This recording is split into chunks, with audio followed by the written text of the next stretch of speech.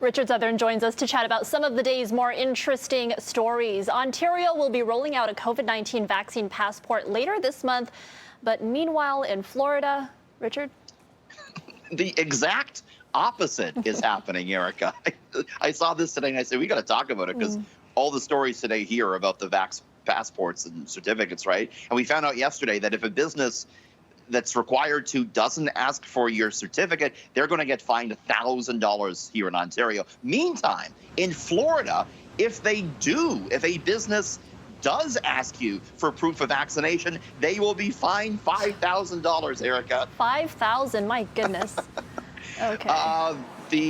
The world that is Florida down there. Yes, Republican Florida Governor Ron DeSantis signed a bill this week that banned vaccine passports. The fines will start September 16th if you're asked to show proof of vaccination. COVID cases have been surging in Florida over the summer, and over the course of the pandemic, 44,500 Floridians have lost their life to the virus in a state, Erica, that has just 7 million more than Ontario. In many ways, you can make some comparisons population-wise between Ontario and Florida, but boy, they have been disproportionately affected by the virus. So you got to scratch your head as to why they bring in this law. It's like entering the upside down. Everything is the opposite of what it is here. Okay, playtime is over for many young video gamers in one country.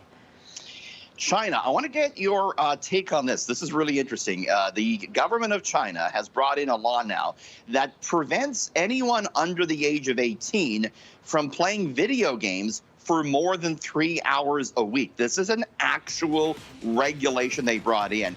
It prevents anyone under the age of 18 from playing more than an hour a day, and they can only play an hour a day from 8 to 9 p.m. on Fridays, Saturdays, and Sundays. Wow. The law is seen as a move by Beijing to further strengthen control over its societies, including the booming tech space.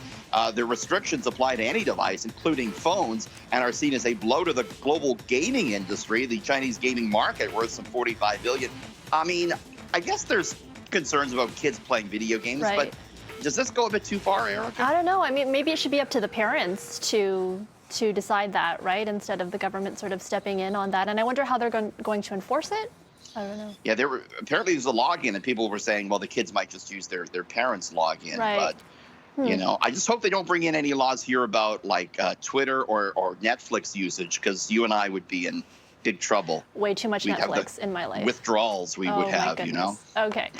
Finally, everyone loves a good pizza party, of course, but throwing one in outer space presents some real logistical challenges. Yes, it's pepperoni floating in my eye, Erica. I want to show you this. This is the International Space Station. The other day, they actually had a pizza party there. They recently received a cargo ship that, among other things, contained pizza kits and cheese. So you can see the astronauts here putting on their their toppings, their tomato sauce. It's not floating all over the place. I guess it's stuck to the pizza there. Okay. Oh, yeah. Wow, pretty neat. Reminds me of that Simpsons episode when he's floating. I don't know if you've seen this one, and he's eating nuts or something like that. Yeah. That's when Homer snuck chips aboard, and then it almost killed them all. You know, Erica, this is not the first time a pizza's been in space. 2001, a Russian astronaut opened up a Pizza Hut pizza that he brought aboard. The BBC later reported Pizza Hut paid $1 million for that commercial opportunity. So this is not the first time they've had pizza up there. Pizza party in space. Gotta love it. Love it. Okay, thanks, Richard. Have a great night, and we'll see you again tomorrow. See you tomorrow.